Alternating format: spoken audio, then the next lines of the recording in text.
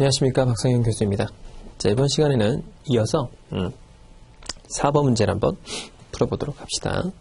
자, 김동관 씨가 질병으로 조기 사망을 합니다. 그러면 현재 보유한 유동자산만으로 생활할 수 있는 기간이 뭐냐? 이때는 이제 전 시간에 봤던 그 유동자산 부분이 있었죠. 자, 그 다음에 이분이 돌아가시니까 종신보험이나 암보험이나 뭐 이런 데서 나올 수가 있겠죠.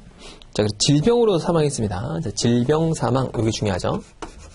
왜냐하면 재해 사망이냐 질병 사망이냐에 따라서 우리가 종신보험이 어떻게 나오냐가 중요하기 때문에 그렇다라는 거죠.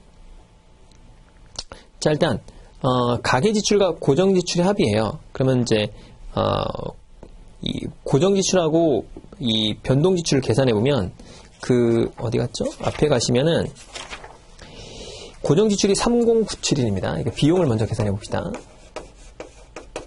3097일이고 그 다음에 변동비가 2700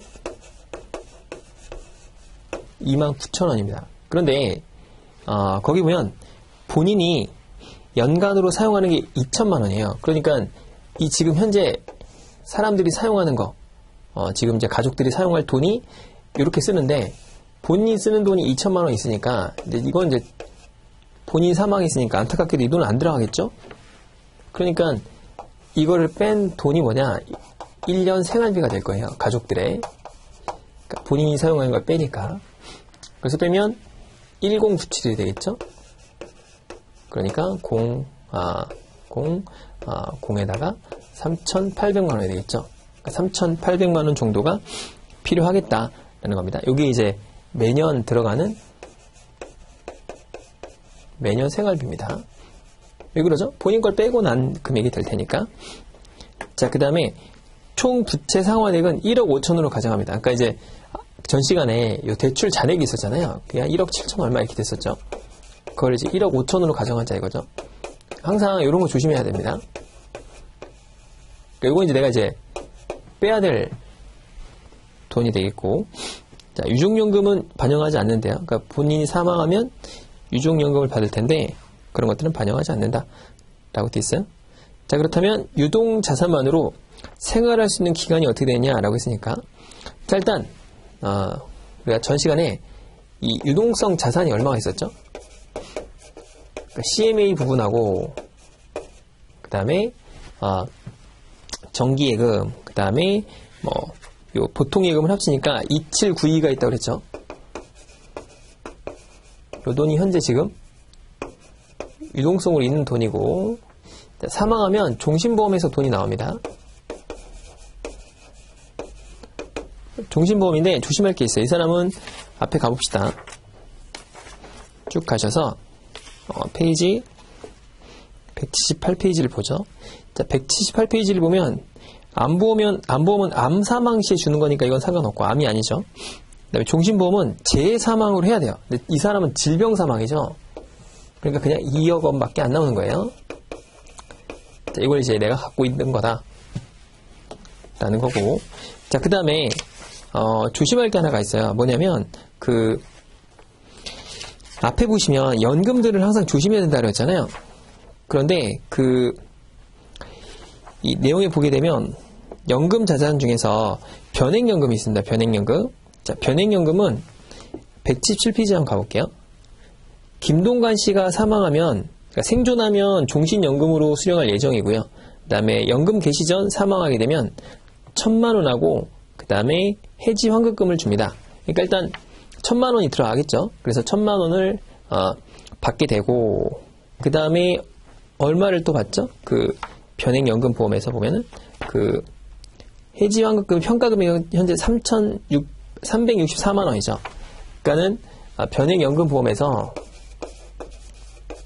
이런 연금보험도 조심해야 됩니다. 일단 사망을 하면은 1,000만 원을 받고, 그 다음에 그 당시 평가금이 364만 원이에요. 요만큼을 받는다 이거죠. 1,304만 원을 받습니다. 그래서 이게 얼마냐 계산하면은 계산해 볼까요? 13640이죠.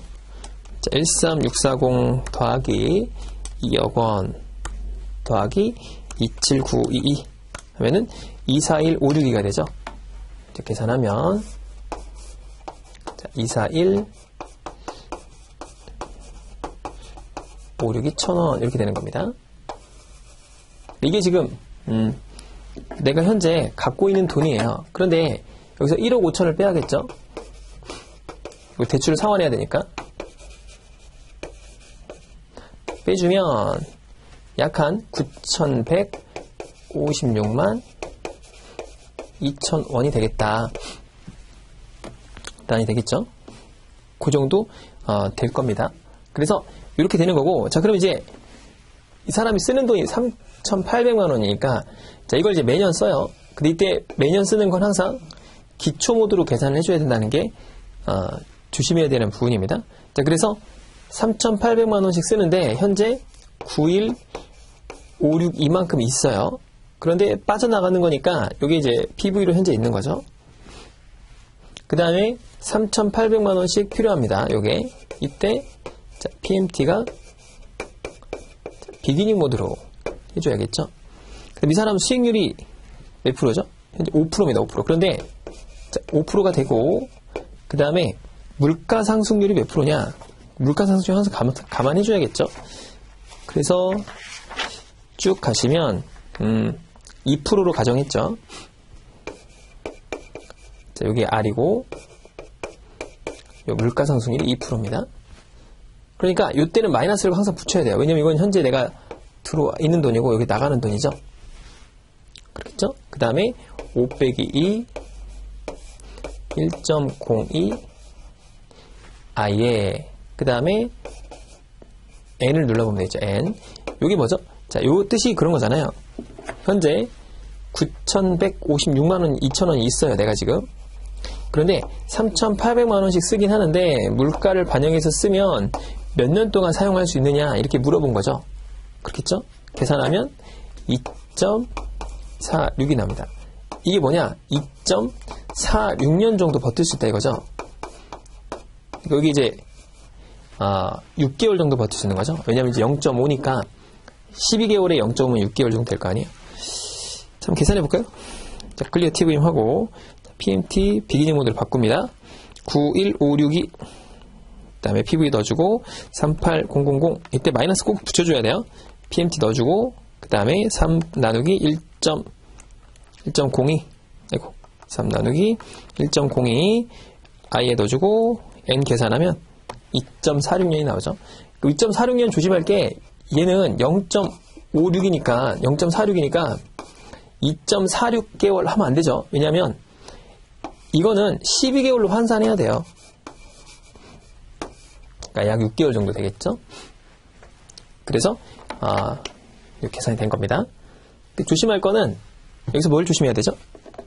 첫 번째 요거죠. 요거 대출 잔액을 항상 빼줘야 되는데 거기 나와 있으니까 대출 잔액은 뭐 어려운 게 없죠. 거기 있는 내용대로 그냥 풀면 되니까. 그 다음에 여기서 이제 연금들, 유족연금들이 나와 있다. 그걸 반영해라라고 하면 이제 좀 복잡해요. 유족연금을 미래로부터 받는 걸 쭉 반영해서 계산해야 되니까.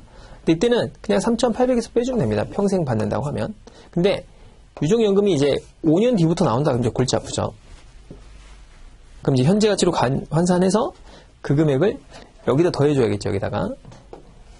그래서 반영해주면 됩니다. 이게 어렵죠. 이게 연금보험, 변액연금보험은 요거는 이제 무조건 판단하니까 괜찮은데 요거 이제 잊으면 안 됩니다. 요거. 요 내용을 잊으면 안 되고. 그 다음에 요 3,800원을 쓸 때 항상 요 생명보험 필요보장액 또 연도를 계산할 때는 요 KU를 쓴다. 요걸 이제 잊으면 안 됩니다. KU를. 그래서 요걸 좀 반영을 잘해서 계산해야 되고, 마지막으로 2.46년에 뭐 거기는 정답을 찾는 거는 2년, 2.6년으로 두 개밖에 없으니까 오류가 안 날 텐데, 만약에 거기 이제 2.4년, 2.5년 이렇게 나와 있다. 또는 2년 5개월 나와 있으면 틀린 거예요. 6개월을 찍으셔야 돼요. 자, 이렇게 풀었던 문제입니다. 어렵죠? 조금 그래서 복잡했던 문제고, 자, 그 다음에, 자, 보험에 대한 분석입니다. 김동관 씨가 그 재해로 사망했어요. 얼마가 지급되죠? 재해로 사망하면 일단 2억 원 주고, 재해 사망 시 1억 원을 추가로 주죠. 그러니까 오늘 사망했으니까 60세 이전이고, 이전이 될 테고, 재해 사망이기 때문에 3억 원을 주겠죠. 3억 원. 그렇죠? 틀렸죠? 자, 김동관 씨 사망 시 종신보험에서 지급되는 사망보험금은 자, 상속세 과세 대상이냐라고 했어요. 자, 그럼 이제 중요한 게 뭐죠? 가입자하고 그 다음에 피보험자가 있고 수익자가 누구냐에 따라 달라요. 자, 이번에 계약자가 지금 앞으로 가서 보면 박현진 씨입니다. 그러니까 박현진 씨라는 건 박현진 씨가 지금 뭘 낸 거죠? 보험료를 납부한 거죠. 자, 보험료를 납부하고 피보험자가 김동관 씨예요. 김동관 씨가 사망해서 돈을 받겠죠? 이 사람이 내고 이 사람이 받아서 수익자가 이 사람이에요. 그럼 돈 낸 사람과 수익자가 일치하기 때문에 이때는 누구 거예요? 박현진 씨 돈인 것을 박현진 씨가 받은 거니까 뭐 증여나 상속세가 나오지 않습니다. 상속세 부과 대상이 아니죠. 자, 김동관 씨가 보장성 보험료 세액공제를 받을 수 있는 상품은 박현진 씨가 피보험자인 암보험이 유일하다라고 했어요. 자, 그러면 자, 보장성 보험을 받을 수 있는 건 당연히 박현진 씨가 아까 김동관 씨가 계약자이고 피보험자가 박현진 씨인 생명보험은 가능해요. 일단 첫 번째 암보험도 가능하고 그리고 뭐도 되죠? 자동차 보험도 됩니다. 자, 그 다음에 그 종신보험도 가능하죠. 계약자가 박현진 씨고 피보험자가 김동관 씨니까 이것도 되고 자, 주택화재보험도 되겠죠. 일단 3번은 틀렸고 자, 4번이 시험에 굉장히 잘 나와요. 화재가 발생하면 보험 가액을 기준으로 해서 이제 이 보험금이 지급이 되죠. 그러니까 화재보험이라든가 이런 것들 잘 보면 자, 보험 가액을 대비해서 가입을 해야 되죠. 그래서 주택 가격이 뭐 5억이다 라고 하면 요거 이제 80%인 4억까지는 가입을 해야 전부 보험이 되죠. 그렇죠? 그러니까 요거 이제 보험 가액을 선정하게 되죠. 주택 가격이 얼마냐, 주택의 그 금액이 얼마냐에 따라서 보험 금액을 얼마나 드느냐에 따라 차이가 있잖아요. 만약에 주택 가액을 만약에 6억으로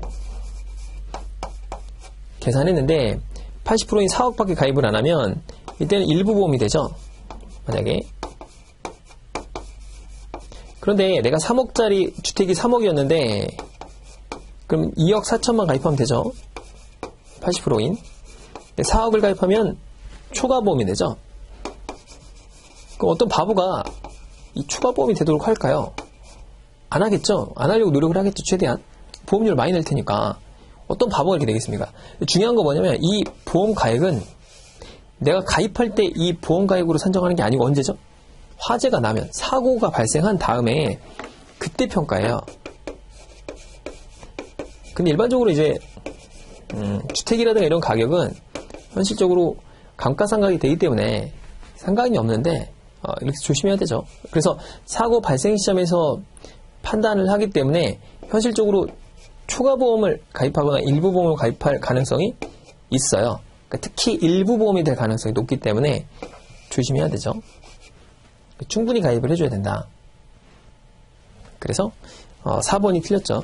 그러니까 이 보험가액을 평가하는 건 가입 시점이 아닙니다. 사고 발생 시점이에요. 이렇게 보면 되겠죠.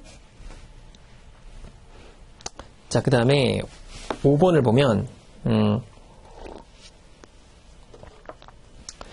변액연금보험은 가입자 선택에 따라서 특별 계정에서 운영하면서 연금을 수령할 수가 있죠. 그러니까 이제 보통 변액연금을 보면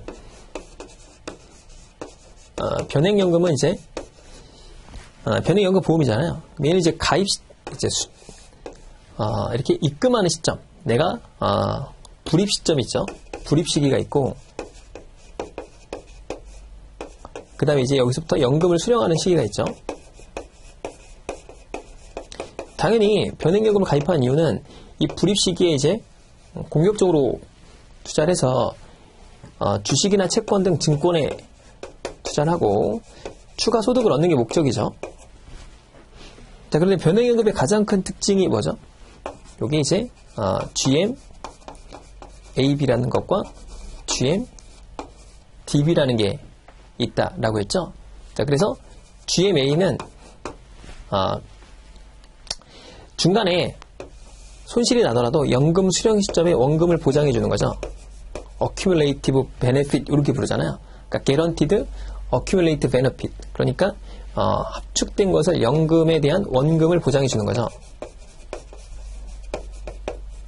자, 요거는 이제 Death Benefit이에요. 그래서 사망을 하더라도 사망 시점에서 적어도 원금을 보장해주는 제도예요. 그러니까 이 두 개는 이제 일종의 안전장치죠. 안전장치. 그런데 연금을 수령하는 시기에서 이때는 이제 내가 연금을 수령하니까 손실에 대한 두려움이 있겠죠. 왜냐면 이제 나이가 많으니까. 그렇다 하더라도 이걸 이제 계정에서 특별 계정으로 보통 운영이 되는데, 그러니까 요 연금을 불입하는 시기에는 특별 계정으로 운영이 되죠. 이걸 갖다 이제 일반 계정으로 바꾸어 가지고 그냥 불이율로 적용이 돼도 됩니다. 그러니까 한마디로 이제 이렇게 나왔던 연금을 일반 계정이라는 개념을 우리가 생각해 보면 그런 거예요. 뭐 예를 들어서 삼성생명, 뭐 교보생명, 참고로 변액연금보험은 생명보험회사만 팔 수 있죠. 뭐 하나생명 뭐 이렇게 있다고 치면 얘네들만의 일반 계정은 모든 저축성 연금보험들을 다 여기다 놓고서 일정하게 월마다 변동되는 연동금리가 나오죠. 다 똑같이 적용되는 거예요. 그러니까 뭐 1.7이다. 1.7이 다 적용됩니다. 그런데 특별계정은 각각 변액연금마다 다르죠. 왜냐하면 투자하는 구성 자체가 다르기 때문에 다 다르게 되는 거죠.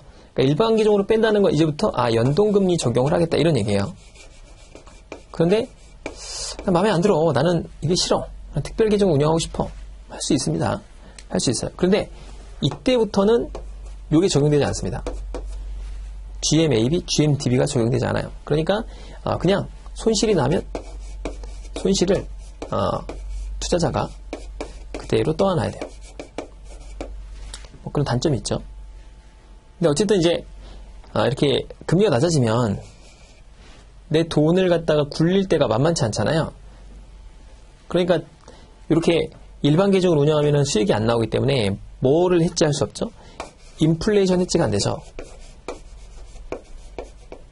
그래서 인플레이션 해지를 위해서 이런 특별 계정을 운영하는 경우도 있긴 한데 보통은 이제 다 일반 계정으로 돌리죠. 왜냐하면 이제 손실이 날 수도 있게 하니까. 자, 넘어가 봅시다. 자, 6번을 보면 자동차 보험인데 김동관 씨가 운전 중에 과실로 피해자가 사망을 했다면 얼마까지 보상이 되느냐? 대인이죠, 대인. 본인이 사망을 한 거죠. 그러니까 피해자가 사망을 한 거죠. 그러면 대인 1이 되겠고 대인 2까지도 보상을 받을 수가 있죠. 대인 1은 최대가 1억 5천이니까 대인 1은 1억 5천까지 되고요. 그리고 이 사람이 대인 2를 얼마 가입했나요? 앞에 가보면 대인 2를 1억 원까지 더 가입했죠. 그럼 최대 2억 5천까지 보상을 받을 수가 있겠죠. 틀렸죠? 맞네요, 맞아. 적절하지 않은 걸 고르라고 했으니까 1번이 정답이 되겠죠. 자, 운전 중 대물사고가 발생하면 최대 2천만 원이냐? 그래서 보면은 대물은 자배법에서 시행령에서 정한 거기 때문에 2천만 원이 되겠죠. 자, 운전 중 사고가 발생해서 신체 사고예요. 그런데 이 사람 자기 신체 사고를 가입하지 않았어요. 그러니까 본인이 다치는 건 괜찮나 봐요. 보상받을 수가 없겠죠. 자, 김동관이 다른 자동차를 운전 중에 대인 사망 사고가 발생하면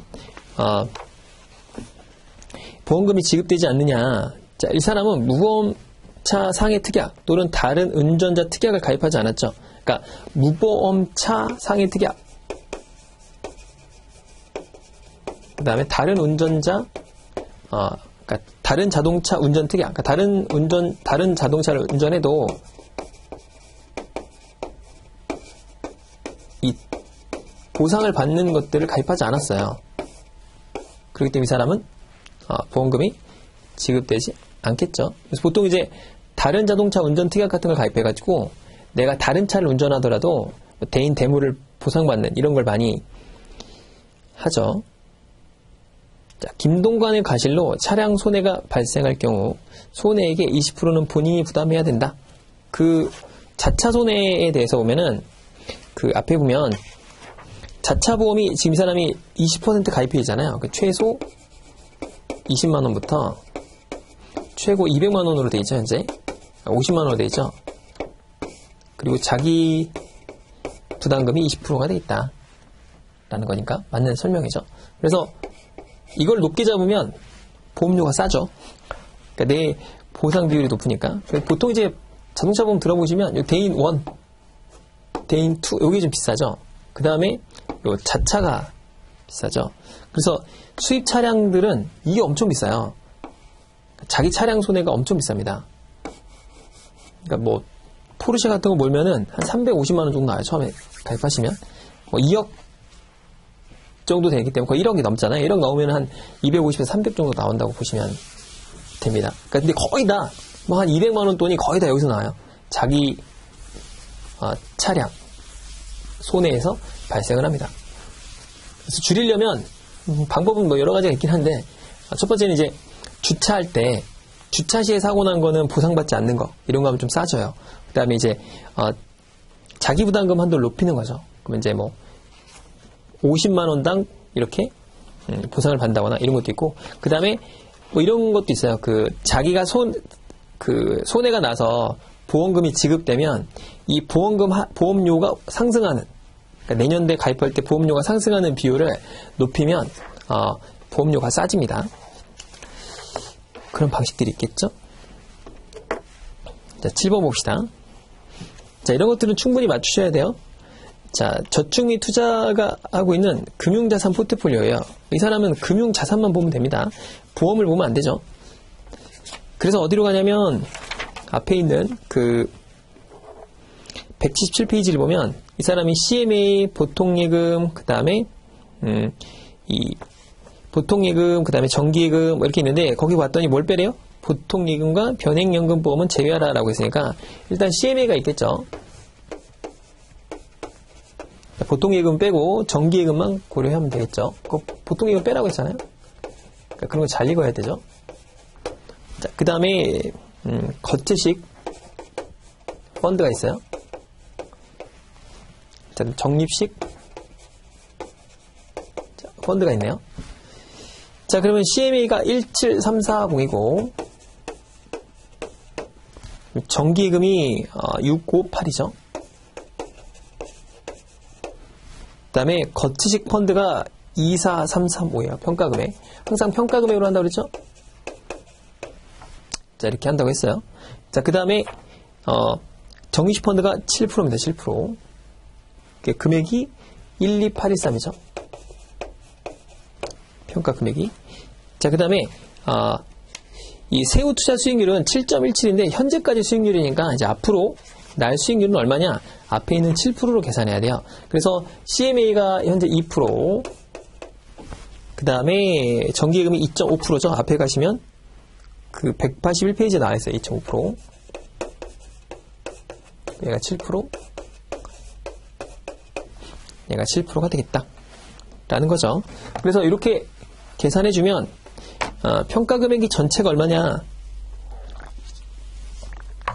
61070이에요. 계산해보면. 그게 어떻게 계산하죠? 여기다가 17340 나누기 61070, 이게 가중평균한 거죠? 곱하고 그 다음 1730이 아니죠? 6582 곱하기 61070. 그래도 마찬가지죠. 이렇게 해주고, 이런 식으로 요거를 갖다가 요 비율로 나눈 거. 가중평균한 거죠? 그래서 가중평균 수익, 이거 다 더하면 되겠지, 다 더하면. 그쵸? 그래서 여기 얼마가 나오냐면, 계산해보면 약 0.57%가 나와요. 57%. 그 다음에 다음 게 0.27이 되고, 그 다음 게 2.79. 그 다음 게 1.47이 돼요. 더하면 5.1%가 나온다. 딱 떨어지게 깔끔하게 나오는 거죠. 당연히 이거보단 계산해보면 3.1보다 높다는 건 쉽게 알 수 있겠죠. 왜냐하면 비중으로 봤을 때 여기 절반이 넘잖아요. 이 비중이. 이쪽으로 더 갈 테니까. 계산해보면 5.1 정도 난다. 자, 8번을 보면 투자자산 배분을 다음과 같이 조정해서 68.27%의 확률이 뭘까요? 여기 이제 평균을 중심으로 해서 평균을 보통 U라고 하는데 플러스 마이너스 1 표준 편차 안에 들어가는 게 68.27%죠. 그 다음에 이제 2 표준 편차 안에 들어가는 게 95%. 그 다음에 3 표준 편차 안에 들어가는 게 99% 뭐 이렇게 얘기하죠. 그러니까 신뢰 수준 68, 95, 99%를 판단하는 거죠. 자, 그럼 일단 거기서 뭘 구해야 돼요? 뮤, 평균하고 시그마, 표준편차 계산해 봐야겠죠? 자, 그랬더니 안타깝게도 다 상관계수가 0점인데 현금이 0%니까 표준편차가 0이니까 좀 여기서 좀 계산식이 좀 간단해지긴 하겠죠. 자, 보면 일단은 이 기대 수익률을 계산하면 거기 비중이 0.15잖아요. 현금 볼까요? 자, 여기 한번 써보죠. 현금과 채권과 주식이 있죠. 주식이 있고 현금이 15%, 얘가 40%, 얘가 45%가 돼 있고, 그 다음에 기대수익 ERI가 1.5%, 3%, 그리고 8% 이렇게 돼 있죠. 그 다음에 각각의 수익률의 표준편차 얘가 0이죠. 0. 현금이니까 위험이 없죠. 1.5. 얘는 20%예요. 주식이니까 좀 세겠죠. 일단 평균을 계산해보면 이렇게 곱하면 되겠죠. 이렇게 곱해서 다 더해주면 되겠죠. 0.15 곱하기 1.5, 0.4 곱하기 0.03, 0.45 곱하기 0.08 하면 여기 5.025%가 나옵니다. 5.025% 이렇게 나와요. 계산해 보시면. 자, 그 다음에 표준편차 어떻게 계산하죠? 자, 이렇게 써보면 0.15의 제곱인데 이거 쓸 필요 없죠. 왜냐면 0이니까 쓸 필요 없고. 자, 요거 먼저 계산해야 되죠. 0.4의 제곱 곱하기 0.015의 제곱 더하기, 자, 얘를 곱해야 됩니다. 제곱 곱하기 0.2의 제곱이고, 나머지는 어차피, 자, 얘랑 해도 0이죠. 왜냐면 얘가 0이니까. 얘랑 해도 0이에요. 그러니까 얘 두 개만 해주면 되겠죠. 그러니까 더하기 0.4, 0.45 곱하기 0.15죠. 0.015 곱하기 0.2 곱하기 2 곱하기 얼마예요? 상관계수가 0.2라고 돼 있죠. 이걸 이제 계산해서 루트를 씌워주면 되겠죠. 왜냐면 나머지 어차피 얘하고 0하고 다 곱해질 테니까 나머지 계산할 필요가 전혀 없겠죠. 자, 계산하면 얼마 나오냐? 9.14%가 납니다. 9.14. 그러니까 자, 요 정규 분포, 표준 정규 분포를 그려보면 요런 그래프가 되죠. 여기가 5.025%가 되고, 그 다음에 요런 그래프가 되죠. 이렇게 양쪽이 똑같은 모양의 형태의 그래프가 될 테고, 자, 1 표준 편차 안에 놓을 확률, 그래서 플러스 마이너스 9.14%죠. 요거가 되겠죠. 그러니까 더하면 14.365%잖아요. 그러니까는 정답이 요게 9.025죠. 이게 365가 아니죠. 14.165가 되겠죠. 14.17%고 빼면 마이너스 4.12가 되죠. 이렇게 되겠죠. 이렇게 된다. 자, 그래서 이런 뜻을 나타내죠. 그 다음에 이 표준편차는 여기 안에 있겠죠. 이렇게. 그 다음에 3표준편차는 여기죠. 이게 뭘 뜻하는 걸까요? 이런 거죠. 이런 데이터를 가지고 쭉 계산해보면, 쭉 계산하면, 자, 수익률이 이렇게 나오는데, 이렇게 나온다는 보장이 없죠. 내년도에도 이렇게 나온다는 보장은 없잖아요. 하지만, 68% 정도의 확률로, 이 정도의 신뢰 수준으로, 이 범위 내는 나올 수 있다, 그거죠. 그러니까 이 정도 범위는 나올 수 있다, 그런 거고, 이 표준편차는 좀 더 커지겠죠. 계산해보면? 계산해볼까요? 자, 그러면은, 14.17에다가, 9.14 더하면 되잖아요. 그러면 23.31 사이에서 그 다음에 얼마나 될까요? 4.12 더하기 9.14 하면 마이너스 13.26%가 되겠죠. 그러니까 여기가 이제 요거 이제 68%의 확률로 이 정도가 나올 수 있다 이거예요. 그러니까 나오면 뭐 마이너스 4에서 플러스 14% 정도 나온다 그 얘기고, 얘는 이제 95%의 확률로 이 정도 나온다 그거죠. 그래서 뭐 CFP에서는 이걸 뭐 자세하게 막 엄청나게 복잡하게 계산하진 않아요. 그러니까 뭐 FRM이라든가 이런 거 가시면, 그 리스크 매니지먼트 쪽으로 가시면 이 뭐 발을 계산하다든가 요 표준 정규분포를 이용해서 계산하는 게 나오죠. 그래서 확률적으로 이 포트폴리오 운영하면 마이너스 13에서 플러스 23까지 나올 확률이 95%다 그 얘기예요. 99%를 하더라도 사실은 모든 걸 다 커버할 수는 없죠. 왜냐? 이게 만약에 주가가 뭐 폭락을 해가지고 마이너스 50% 될 수 있는 거고 마이너스 0이 될 수 있는 거 아니에요. 그때 이제 끝쪽으로 많이 뻗겠죠. 이렇게. 그런 걸 우리가 이제 테일 리스크라고 하죠. 꼬리 리스크다 라고 해서 예측할 수 없는 구간이다라고 보통 얘기를 하죠. 그래서 정답은 2번인데 계산하는 것보다도 이게 더 중요하다. 자, 그 다음에 9번에 봤더니 주식형 펀드를 갖고 있는데 위험조정 성과 평가죠. 자, 그렇다면 샤프 척도와 젠센 알파가 얼마냐 이렇게 물어봤어요.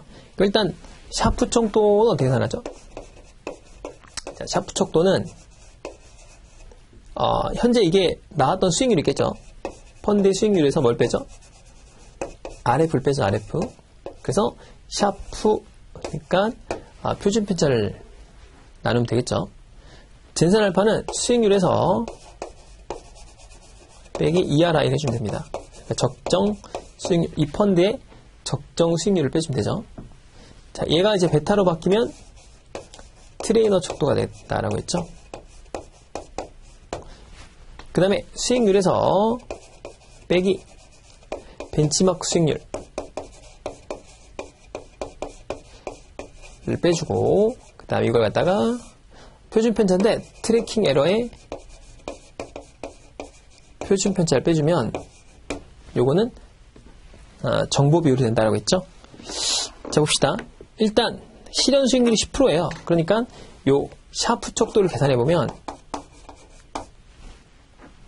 10%에서 10%니까 뭐 이렇게 그냥 풀로 다 써주는 게 좋긴 해요. 0.1에서 그 다음에 무혐의자 수익률이 1.5죠. 0.015가 될 거예요.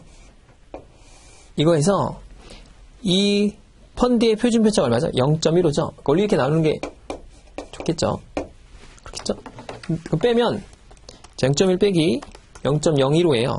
그다음 나누기 0.15 하면 약 0.567이 나오죠. 이게 이제 요 샤프 척도가 되겠죠. 그러면 트레이너 척도는 어떻게 계산하죠? 자, 트레이너 척도는 베타가 1.1이니까 트레이너는 0.1 빼기 0.015 나누기 1.1이죠. 계산해주면 빼기 0.015 나누기 1.1 하면 0.0772가 돼요. 제가 봤을 때 이거는 약 채권형 펀드라고 예상이 됩니다. 왜냐면 샤프 척도가 1보다 작다는 거는 보통 채권형에서 나오기 때문에 그렇죠. 자, 젠센 알파를 계산해보면 젠센 알파는 일단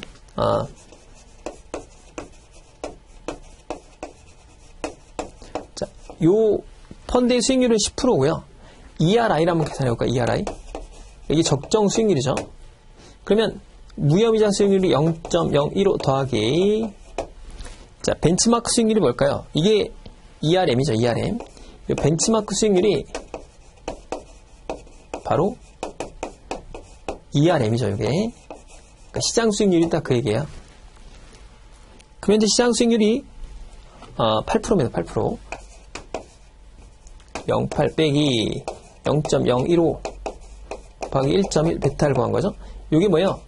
이 펀드, 거치식 혼합형 펀드의 적정 수익률이죠. 적정 수익률. 그래서 계산하면 얼마냐면은, 계산해볼까요? 0.08 빼기 0.015 곱하기 1.1 더하기 0.015 하면 0.0865가 되죠. 그쵸? 이게 0.0865, 8.65%예요. 이 정도가 나왔습니다. 그러니까 이게 이제 이 펀드의 적정 수익률이에요. 적정 수익률. 그런데 이 펀드가 얼마나 나왔어요? 10%가 나왔죠? 10%가 나왔으니까 굉장히 잘 나온 거죠? 몇 프로도 잘했습니까? 1.35% 정도 더 잘 나온 거죠? 그러니까 칭찬해 줘야겠죠? 자, 트래킹 에러의 표준편차는 어디에 나타나죠? 자, 실현된 수익률에서 자, benchmark 수익률을 뺍니다. 그리고 트래킹 에러의 표준편차가 나와있죠? 그래서 2%. 그죠? 그래서 2에서 2 나누니까 1%가 되죠, 1%. 잘했다. 자, 이건 다 높을수록 좋은 거예요. 왜냐면 수익률이 작고 분모가 위험도이기 때문에 높을수록 좋습니다. 자, 그렇게 보면 되겠죠. 자, 그 다음에 김동관 씨가 작년에 매도한 주식이 최근 하락함에 따라서 저평가 구간이라고 판단해서 재매수할지를 고려하고 있습니다. 자, 주가 수익률 펄을 고려해서 적정 가치를 구해라. 자, 올해 주당 수익이 얼마입니까? EPS 1기가 1,000원이에요. 작년 기준으로 했고, 자, 올해가